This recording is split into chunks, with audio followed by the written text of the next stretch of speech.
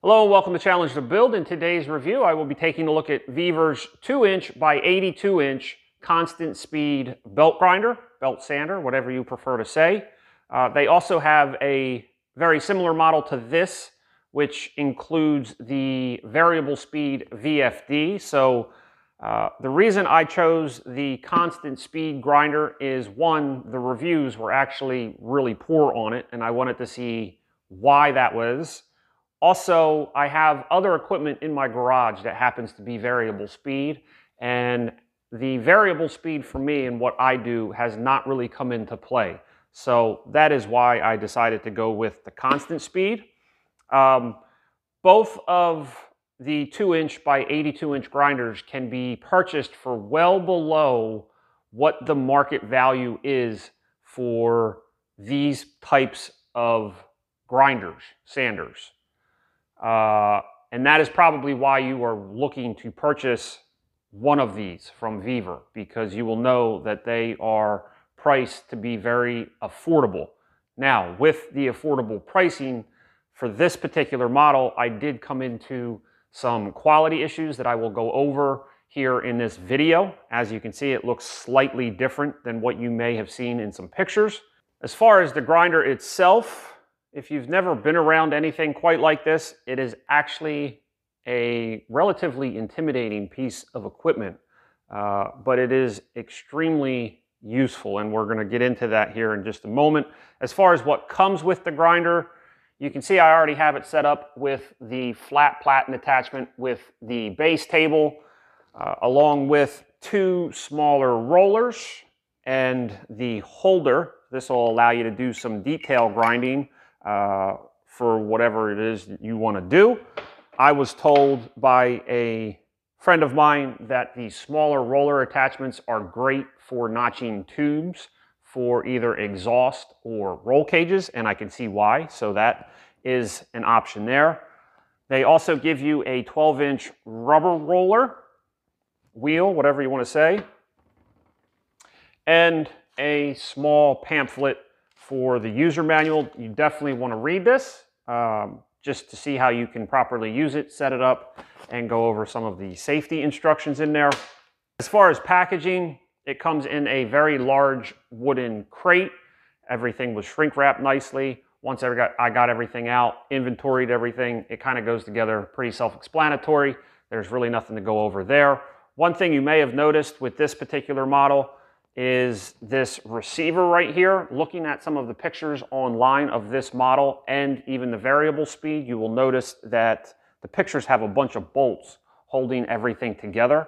What it looks like Vevor has finally done is switch over to a solid receiver type, which I am a super fan of. It just cleans up the machine and is how it should be built, in my opinion. So now to talk about the power of the belt grinder, and that comes from this single-phase 2 horsepower 110 volt motor. It is a 60 hertz motor. Right off the bat, I noticed when I had received it, there was a misprint on the labeling on the junction box here, because it said the initial ramp up amp draw was 3.7 amps, and that is entirely not the case. When you first fire this up, the advertised initial amp draw should be 13.7 amps, so closer to 14 amps.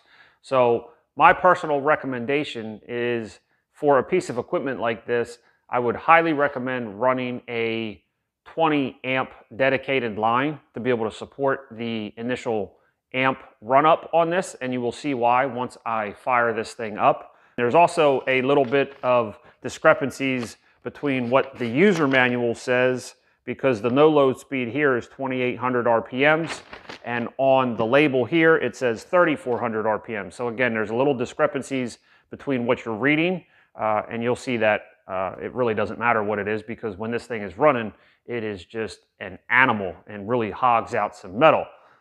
Now, while I am talking about the electric motor, this is where I ran into the majority of my quality issues with this grinder.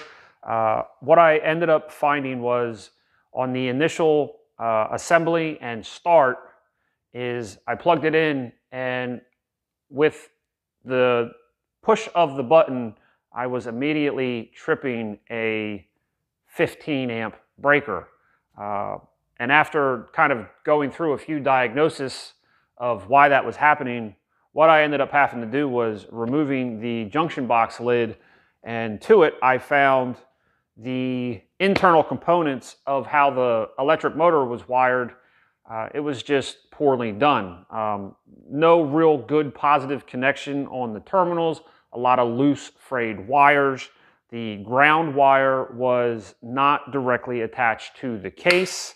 Also, along with some of what I was finding in the junction box, I also had an issue with the switch. The switch that was supplied is just a super cheaply made switch. So the contacts inside the switch housing ended up melting on me. And inside the switch housing, in the junction box, the ground wire that was from the old extension cord was never actually connected through the switch anyway. And that is something that in the reviews was mentioned, is the older model of the single speed belt grinder. There was apparently no switch installed for on and off. Some of the reviews said you just plugged it in and it turned on. So I don't know what that was all about, but mine did come with a switch. However, it was poorly assembled, because even though the ground wire wasn't connected in here, even if it was, it wouldn't have made any difference because it wasn't even connected in the switch. So that is where I primarily found some of my quality issues. I did reach out to Vevor, send them pictures of what I found, discuss the issues that I was having, and I did receive an email back saying that they ran it up their chain and that it was something that they were going to try to take care of. So hopefully, if you are to purchase something like this, they have made the revisions for the problems that were found, and you won't have any issues like I did. If I had purchased this and was having those problems, I would have definitely been pretty upset. I probably would have still fixed the issues, because I only have, about, let's say, less than $50 invested in some of the repairs that I had to do. And even with my time and the investment in making the repairs, you still can't buy this grinder for the price of what it would take to buy it with the repairs.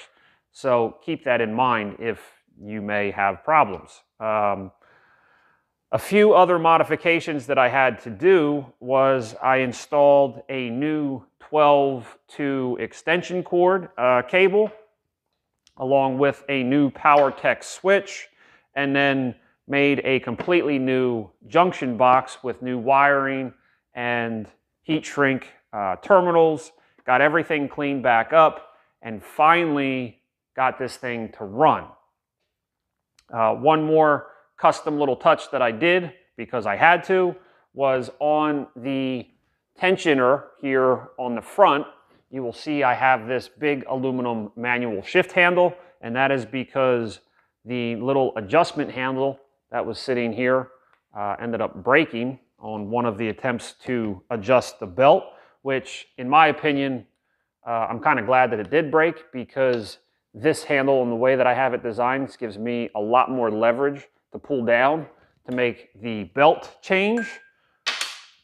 So that is kind of some of the dilemmas that I had with this grinder for the constant speed. I watched a lot of videos in regards to the variable speed model that they have with the VFD, and I have not seen anybody say that they had problems like I did on the initial run-up. Now, the beautiful thing about video is they may have been able to hide those kind of things. I'm not entirely sure, but with mine, I did have some problems that I had to work through, and now that everything is fixed, I'm going to plug this thing in, turn this thing on, and start hogging out some metal so you can see how this thing runs to make a better informed purchase decision. So now I'm at the point of the video that you probably want to see the most, and that is the operation of the belt grinder. A few things before I get going. Safety equipment. You're definitely going to want to wear some gloves, face shield, and I highly recommend hearing protection because it is rather loud. I have the belt grinder mounted to my clutch welding table, and in between the grinder and the table I have 1/2-inch rubber blocks to absorb some of the vibration, and then the feet on the welding table have little rubber stoppers that screw down, so everything is kind of isolated on rubber to help minimize vibes. The way the grinder is set up at the moment, we have the flat platen here on the attachment bar, and then on the front we have the table.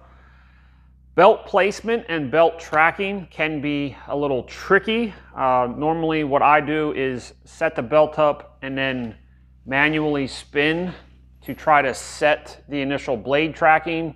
After you turn the machine on, you will see that the blade will wander left to right, and the knob here on the tensioner is the adjustment to kind of help gauge the tracking. I'm not going to mess with that right now because I have it set for how this is set up at the moment, but we will have to mess with blade tracking once I put in the other larger wheel or smaller wheels, so we'll check on that here in a minute.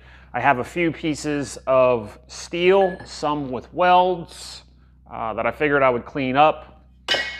The 2x82 belt is a little worn down, and it's the only one I have. The 2-inch by 82-inch is kind of like an oddball size. There are videos out there that you can trim down the main support bar by cutting off a couple of inches, and then that will kind of convert this to the more traditional 2-inch by 72-inch belt grinder that you have probably seen. I will be doing that in an upcoming video. I actually have some replacement belts because they're a more common size, and with that you have more variety of grit. So I will be doing that at some point, but for now, for this review, it's staying just the way it is. So I'm going to gear up and start grinding. And here we go.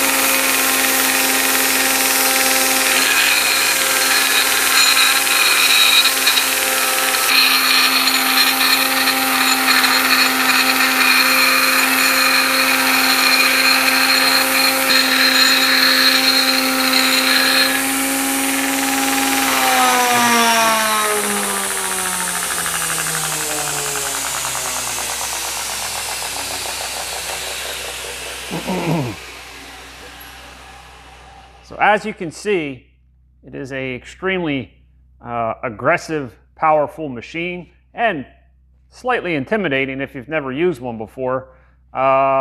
Generally, the flat platen here is going to be more for you knife makers, your forgers. I have the table set up here, set at 90 degrees to the back. This way here it gives me a nice flat place to do some grinding, whether it's on tubing or the pipe. You can see I just kind of quickly polished the pipe. The downside that I'm having is, unfortunately, my belt is pretty well whooped. I have been doing some grinding and some practicing while I've had this machine.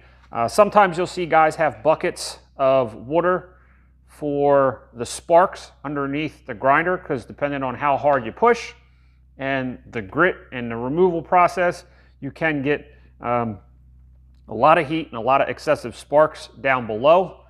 It might even be a good idea to have an apron on too, depending on what you're doing. But what I'm going to do is go ahead and swap out to the 12-inch wheel and continue to just do a little bit of grinding, and then wrap up this video for the overall review on the Vevor 2x82 grinder. All right, well, I'm going to try to switch out the wheels as fast as possible, starting with taking off the front table Using a 6mm T-handle Allen, I am removing the screws that hold that on, so that comes off pretty simply. Followed by the belt. Obviously my adjuster has a little small gas absorbing strut. Pull it down, remove the belt, and then follow that by the top Allen here on these quick handles and taking this one completely out. I guess I should also say that the platen moves on the pivot point along with the table. Everything is fully adjustable for angles, ins, outs, ups, downs, everything. So a lot of adjustments within the grinder. Whoops. Once that happens, the flat platen comes out. Now for the big wheel. I'm going to just go for the big wheel. All of the changes are pretty much universal, depending on what you want to do. Put in the small wheel adapter, followed by whatever adapter you're using, or wheel. A lot of this is all pretty self-explanatory. Slide in the wheel. Once that's done, take your belt. You will notice on the belt, if it's still there, it's kind of worn down.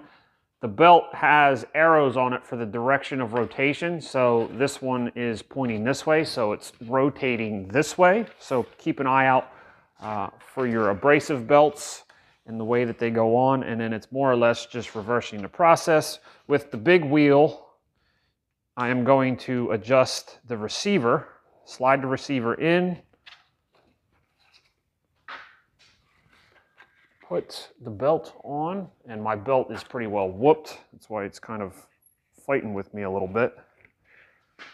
And then what I have been doing is I'll pull down on the adjustment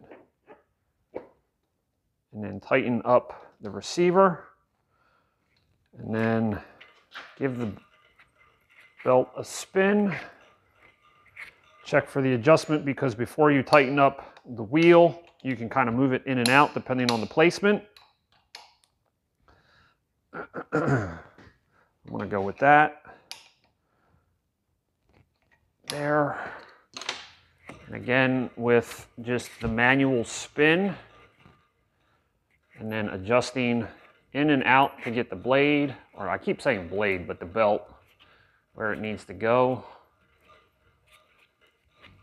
And like I said, the blade adjust, or the belt adjustment, can be tricky sometimes, so it might take a minute. So on the initial startup, be prepared. Sometimes they will spin up and then fly off, so be prepared for that.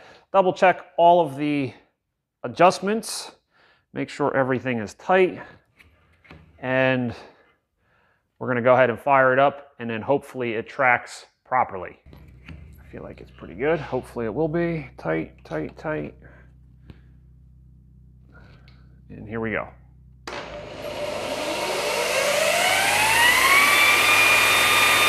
See how the belt dances in and out a little bit on the initial startup?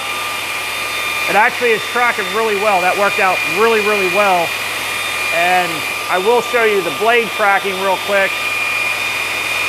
Loosen up the wing nut, and then really small adjustments on this knob is going to make a drastic change in where that belt is tracking. You can see I'm threading the knob in, and it's making the belt come toward me. Loosening takes the belt to the outside of the wheel. You can see it moving down here as well. Small little adjustments, get that thing tuned in.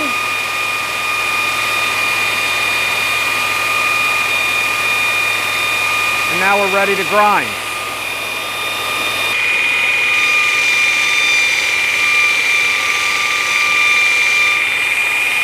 One thing I want to mention is this is very dangerous. You should already know that. You don't ever want to start grinding up here. It's kind of like an angle grinder. There's definitely a proper way to use it. You want to stay center or below. This way here, if the material gets kicked out of your hand, it's already down below and it's going to go underneath to whatever surface you're working on.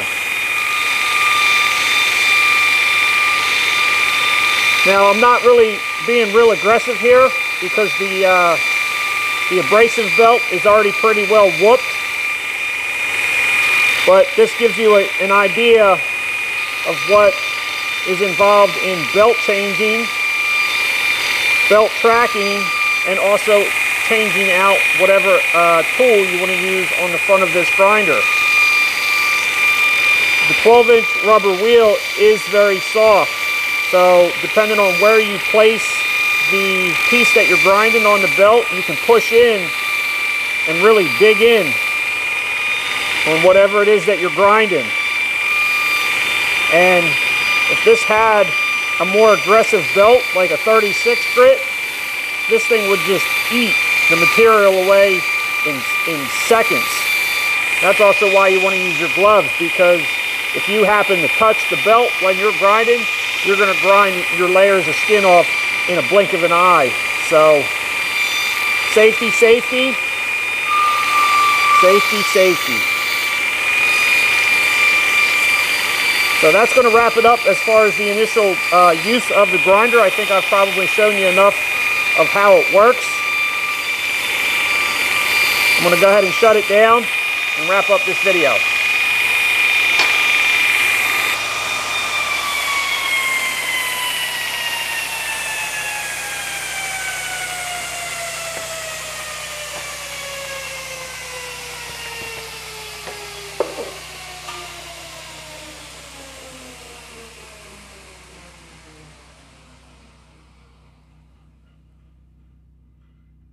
So first off, I want to say thank you to Vevor Tools for sending me the 2x82 belt grinder to be able to do this review on. Even with some of the quality control issues that I had with the electrical components in this grinder, thankfully I had the know-how and ability to go ahead and solve those problems. I know for you to spend your hard-earned money on a tool like this, for there to be potential problems, can be very aggravating and frustrating. But with that, you and I both know that grinders like this are extremely expensive. A base model, brand name piece of equipment easily runs $2,000 to $2,500 and can easily go well beyond $5,000 to $7,000. So if you are new to metalworking and or forging and are looking for a grinder for your knife and blade applications, this is definitely something to consider. Like I said, they have the two different models. They have the constant speed model that I got, and even with the changes I've had to make, I am super pumped about having this in the shop now. I think even with my customizations with the switch mount, I think where it's located is in a really good spot. I really like having the adjustment handle the way that I have it. So even with some of the problems and the customizations that I've done to this, it is a really, really good investment for the price of these units by Vevor. Vevor's motto is tough tools, half price, and I think they've kind of captured that here with this.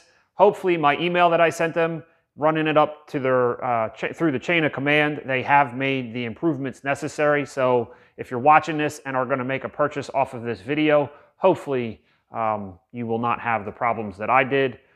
So to find out more information about this 2x82 belt grinder by Vevor, I will leave you a link in the description below. Along with the link for this one, I will also leave you a link for the variable speed model also, both of which are going to be affiliate links. If you are thinking about making a purchase on one of these, I would ask that you use one of the links provided in the description below, because they will provide a small commission to me, which helps support the channel. This way here I can continue giving you detailed information about the tools and equipment that you need for your shop. And with that, get out there, go challenge your build, and I will see you in an upcoming video and or review.